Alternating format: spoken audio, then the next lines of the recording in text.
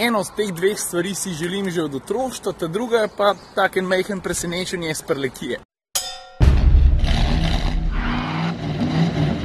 Doran, evo, vse skupaj se je malo umirilo, z dopusta smo nazaj, jaz sem službene poti oddelal za par dni. Tako da danes je na vrsti ena čisto taka komotar minuta klasika in sicer sladko kisle s tem Suzukijem. Pa avto že kar vrnem, pa za en dan prevzamem neki hecnega, majhnega, rumenega, pa precej hitrega. Jutro pa pol nazaj v Ljubljano, pa en zelo zanimiv avto prevzeti za veliko ljudi, vsaj glede na povpraševanje, ki ga dobim. Tako da, če si zademo kar začeti, pa mogoče bi bilo najboljš, da kar z imenom. Veš, se vsake toliko časa nabašaš na kakšen avto, ki ima malo daljši ime, pa jaz to ponavadi tudi povem, ampak tale, stari, ne se zabavati, no. Pa si redi, moram imeti telefon, da preberem.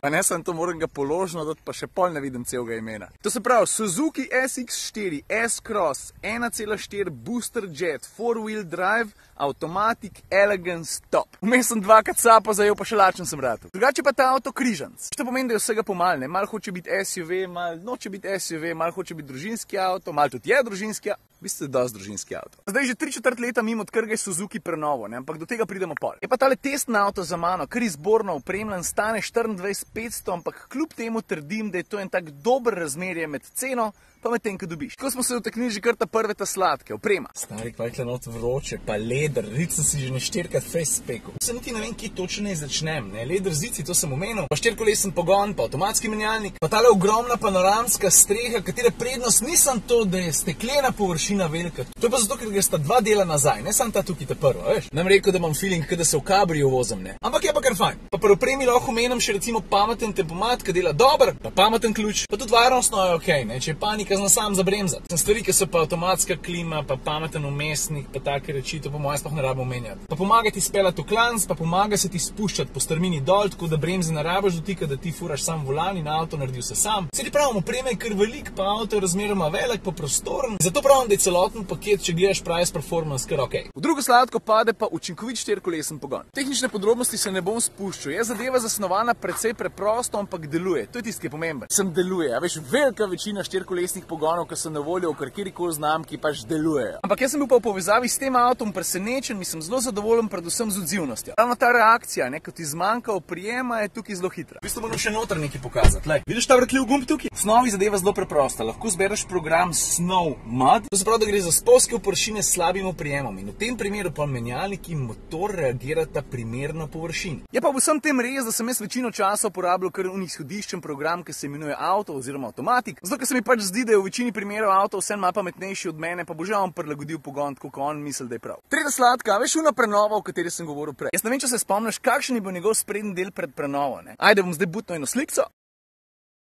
No, takšen in razlika prej pa zdaj je, stari, kaj da bi gledal nov model. Zdaj jasno je, da s tem ta novim nosom, pa tudi s prejšnjim, ta avto ni bil noben maneken, ne. Je pa pridobil na karakterju, v bistvu bolj tak na buhu, močen, mišičast je. In če sem čisto iskren, se mi zdi, da je to ta avto rabo. Četrta sladka pa je ena stvar, ki jo ima ta avto že odprej, pa ne sem to z njo se lahko pohvalijo tudi praktično vsi njegovi tekmeci. Ampak to ne pomeni, da zaradi tega, ki je slabša. Mislim, imam predvsem visoko sedenje, avto je od tal oddaljen 18 cm, ful lepo se ven vidi, pa ne sem to tudi kar prostoren je. In pač ta visok položaj sedenja, ne, ni tako zanemarljiv faktor. Pa ne sem to, jaz sem ta avto pred prenovo testiral za Siol že leta 2015. Že takrat sem ga označil za polnovreden družinski avto s prostorno kabino, pa ne sem to, tudi kufer ni prav majhen. Mislim, ajde, ne, 440 litri, tudi noben rekorderni, ne, ima pa dvojno dno.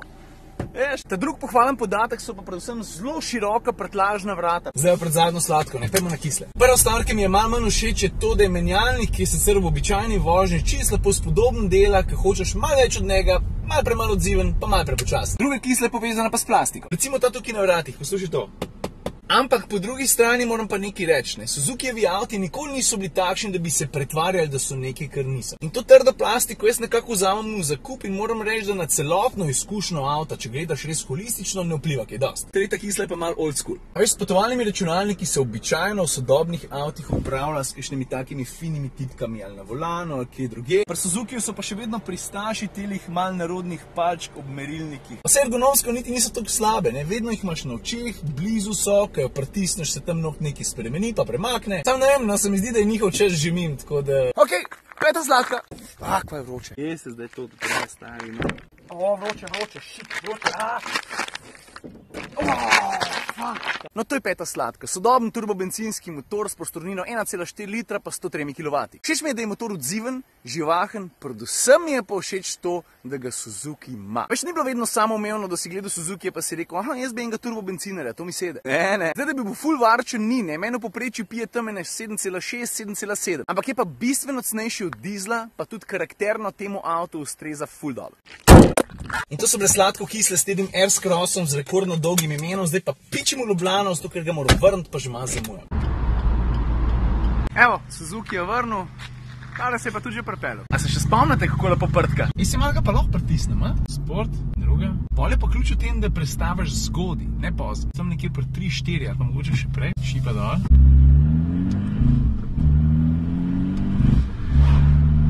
Zdaj pa preden špricnem dam, se pa ustavim še v Capri, zato ker moram vzeti dve stvari.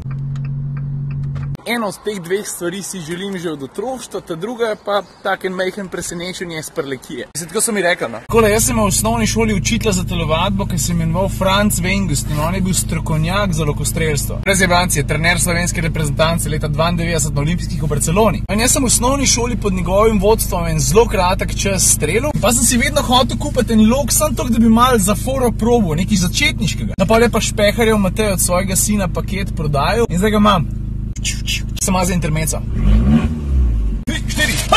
Ciril, čestitke za prvo leto vloganja. Vemo, da imaš rad pečenice, ti jih nekaj podarjamo. Dobro tek in uspešno vloganje še naprej ti želimo mesnine Korošak iz Prlekije. Evo jih, dva bomo jedali! Kako bi Američani rekel pečenice? What are these? Pekenajke?